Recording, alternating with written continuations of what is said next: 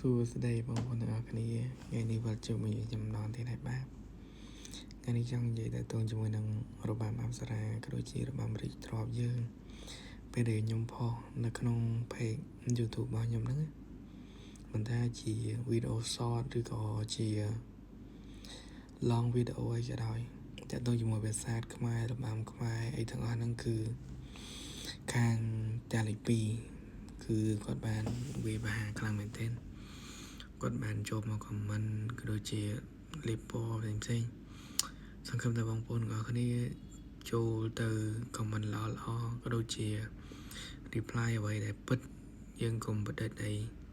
ព្រោះអីយើងដឹងស្រាប់ហើយរបាំខ្មែរយើងមួយគឺសុទ្ធតែចុះនៅក្នុងបញ្ជីបេតិកភណ្ឌពិភពលោកគឺអង្គការ UNESCO យើងមាន reference ជាច្រើនយើងមានអំណាចអំណាងតែនៅតែគេចង់បានរបស់យើងដូចនេះហើយយើងក្នុងនាមយើងជាខ្មែរទាំងអស់គ្នាយើងត្រូវជួយថែរក្សាហើយខ្ញុំធ្វើវីដេអូទាំងអំបានបានគឺធ្វើឡើងដោយក្តីស្រឡាញ់ហើយក៏គ្រប់ដល់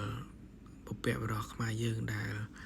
បានបន្សល់នៅទុកនៅស្នាដៃដ៏ល្អប្រពៃត្មងបងប្អូនទាំងអស់គ្នាអើយពេលផុសវីដេអូតាក់ទងជាមួយនឹងបាំខ្មែរមួយគឺមិននឹងមានពាក្យនិយាយអីឲ្យវានេះវាពិតជាអស្ចារ្យហើយខ្ញុំពិតជាគោរពស្រឡាញ់ខ្លាំងមែនទែននៅអ្នកដែលហាត់របាំក៏ដូចជាលខោនខោលរបាំរាជទ្រព្យហ្នឹងគឺពួកគាត់មានភាពទន់ភ្លន់ល្អប្រពៃខ្លាំងមែនទែនសង្ឃឹមបងប្អូនទាំងអស់គ្នាជួយថែរក្សាហើយក៏ជាសំណូមពរមួយដែរយើងគួរតែបង្កើត account YouTube មួយទៅណោះដើម្បីជួយផ្សព្វផ្សាយវប្បធម៌ខ្មែរយើងទៅឲ្យពិភពលោកបានស្គាល់កាន់តែច្រើនទៀតយើងធ្វើពីតិចទៅច្រើនបងប្អូនទាំងអស់គ្នាគឺយើងធ្វើវាម្ដងតិចម្ដងតិចតាំងពីអ្នកមើលម្នាក់ពីរអ្នកអីក៏សប្បាយចិត្តណាលោដល់មានអ្នកមើលវីដេអូខ្លះលោទៅដល់10-20k យើងពិតជាសប្បាយចិត្តខ្លាំងពេលដែលឃើញសមិទ្ធផលហើយឃើញបងប្អូនខ្មែរយើង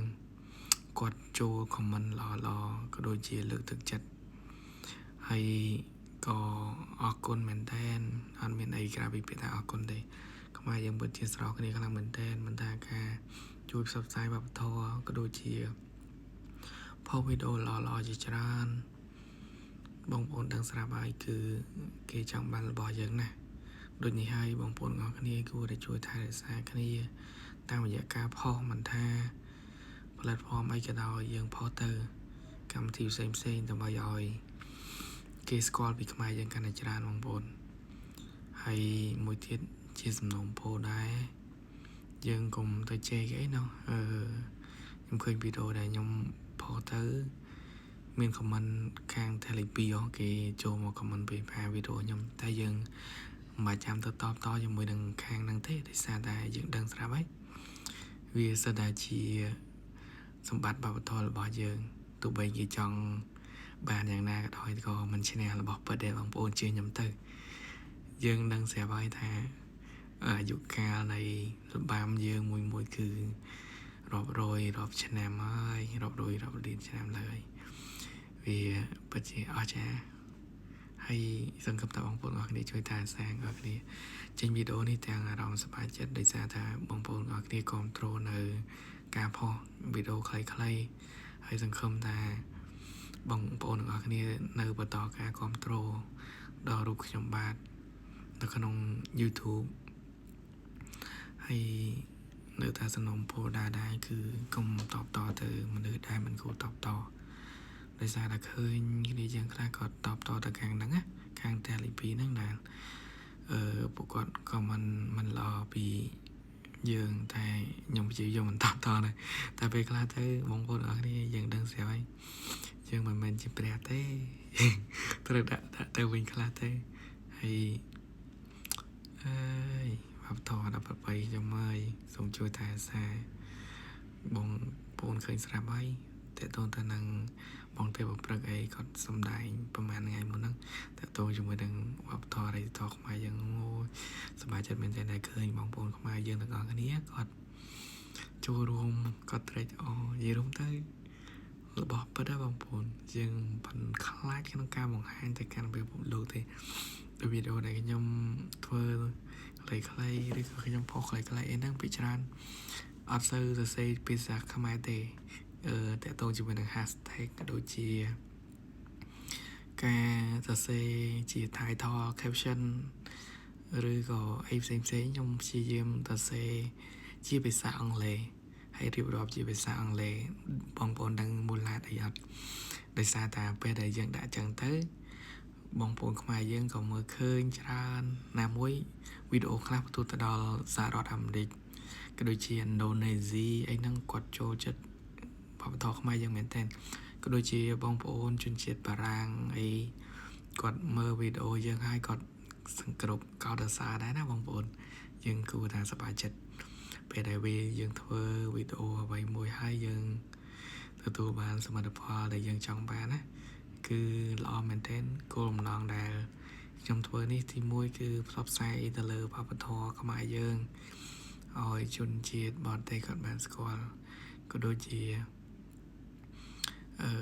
ជនជាតិផ្សេងបានស្គាល់ពីវប្បធម៌យើងដែរហើយវាក៏ជាដំណឹងល្អដែលវីដេអូខ្ញុំមួយចំនួនទៅដល់សហរដ្ឋអាមេរិកក៏ដូចជាឥណ្ឌូនេស៊ីអីហើយណាមួយទៀតពួកគាត់ comment ល្អខ្លះចូលចិត្តពិតជាចូលចិត្តវប្បធម៌យើង Messi beaucoup ហើយអ្នកខ្លះក៏អរគុណដែលយើងបានផុសវីដេអូតាក់ទងជាមួយនឹងវប្បធម៌ខ្មែរដ៏ប្រពៃរបស់យើងហ្នឹងណាអញ្ចឹងយើងទាំងអស់គ្នាខំប្រឹងបន្តទៀត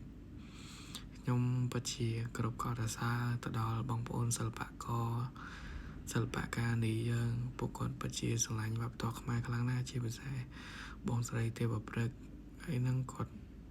ចេញវីដេអូមួយមក the best ហ្មងតើតោមួយវប្បធម៌ខ្មែរយើងអញ្ចឹងហើយយើងត្រូវតែគ្រប់គ្រងយើងកុំភ្លេចជួយ like ជួយ share ទៅលើវីដេអូរបស់គាត់មួយ brand មិនថា brand ដែលយើងលេងលើ platform ផ្សេងហ្នឹងយើងច្បាស់ជាមានដែរខ្លះណាយើងមានជា brand ជាមួយនឹងជនជាតិហើយយើង share ទៅពួកគាត់ឃើញពួកគាត់ share តអីវប្បធម៌ខ្មែរយើងកាន់តែរីកដុះដាលណាសម័យនេះគឺជាសម័យ digital បើយើងប៉ុនចាយរំលែកប៉ុនអីហ្នឹងពិតណាស់ខ្មែរយើងគេស្គាល់កាន់តែច្រើនហើយមួយទៀតតកតងជាមួយនឹងតំបន់ទេសចរខ្មែរយើងច្រើនខ្លាំងមែនទែនជាពិសេសភាសាអង្គរវត្តចំនួនការស្វែងរកតាមអ៊ីនធឺណិតហ្នឹងគឺកើនឡើងខ្លាំងមែនទែនមួយរយៈចុងក្រោយនេះហើយក៏វាកើនជាបន្តដូចនេះគឺនេះជាសមិទ្ធផលដ៏ធំដែលខ្មែរយើងខំប្រឹងបងប្អូនយើងជួយគ្នាអ្នកម្ដាយមួយជើងទៅណោះជួយគ្នាបង្កើតអ្វីដែលល្អតកតងជាមួយនឹងខ្មែរយើងទៅឲ្យពិភពលោកបានឃើញក៏ដូចជាអន្តរជាតិគាត់កាន់តែស្គាល់ឌីអីឃើញទេបងប្អូនអរគ្នាគាត់មកលេងច្រើននៅផ្សារអង្គរវត្តហើយមកដល់ពិតជាមានមោទនភាពដែលខ្មែរយើងគ្រប់ទៅដល់សាសនារបស់ពួកគាត់ហើយខ្មែរយើងដឹងស្រាប់ហើយពីដើមមកយើងគ្រប់សាសនាអីហើយបងប្អូនអរគ្នាគួរតែទៅរៀនប្រវត្តិសាស្ត្រឲ្យជាក់លាក់ណាមិនថាបងប្អូនជំនាន់ក្រោយក៏ដូចជាអ្នកដែលរៀនបច្ចុប្បន្ននេះក៏ដោយយើងត្រូវតែខិតខំតាក់ទងជាមួយនឹងប្រវត្តិសាស្ត្ររបស់យើងហើយយើងត្រូវពង្រឹងការអប់រំរបស់យើងត្រូវមើលអីមួយយើងត្រូវវិភាគឲ្យច្បាស់លាស់កុំទៅតបតជាមួយអ្នកមិនគួរតបតបងប្អូនយើងសិក្សាតាមប្រវត្តិសាស្ត្រយើងឲ្យច្បាស់ហើយយើងបរៀនកូនយើងឲ្យដឹងប្រវត្តិសាស្ត្រពិតថាខ្មែរយើងមានវប្បធម៌ដ៏រុងរឿងតាំងពីយូរលង់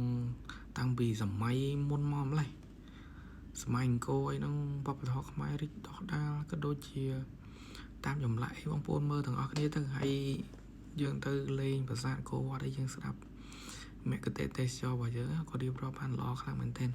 ហើយយើងមើលជាក់ស្ដែងប្រាសាទយើងមួយ